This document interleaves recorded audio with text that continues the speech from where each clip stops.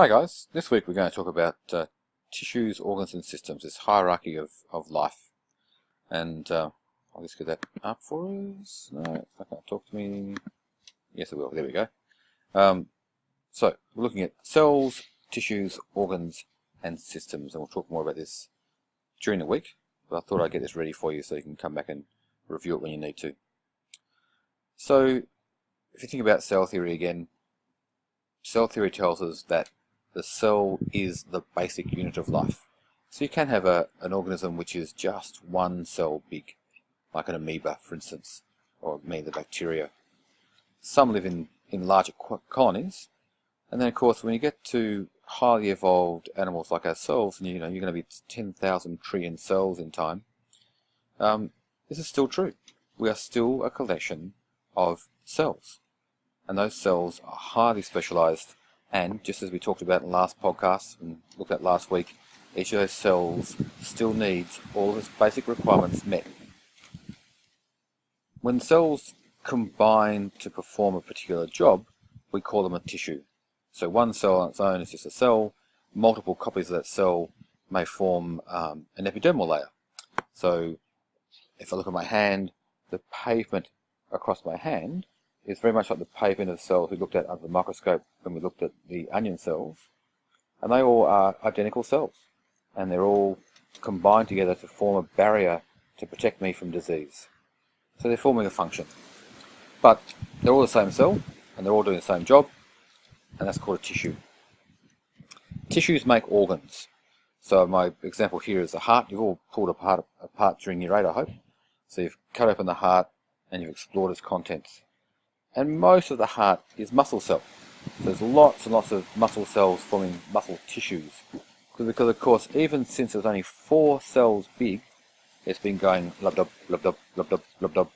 And it'll continue doing that until you die.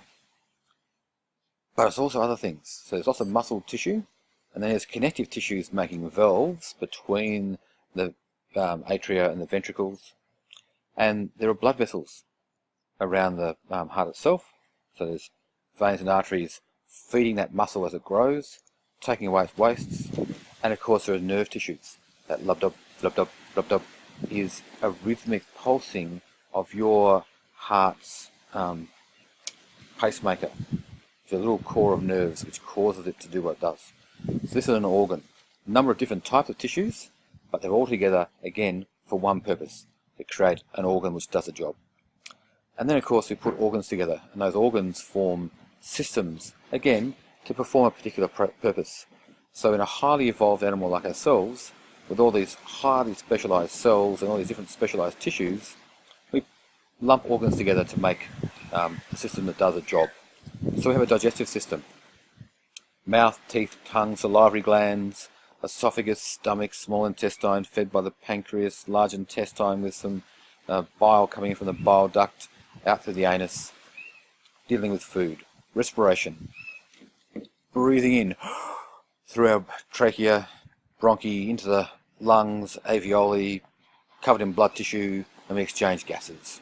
Waste removal, our liver's constantly dealing with toxins, and our spleen deals with toxins. Those toxins are made safe, put into the bloodstream takes them, is filtered by the kidneys store the urine in the bladder, and the bladder releases urine outside our bodies. We have nerves and endocrine systems for sensing and responding. We obviously have systems for reproduction, and of course we talked about the heart. We have that idea of transportation, the heart pumping those red blood cells around your body, and all the stuff dissolved in the serum so that our cells get glucose, they get rid of their wastes. So all these things create systems of organs to do a job. And that is a really short, simple little podcast. I hope that one helps. Where's my button? There we are.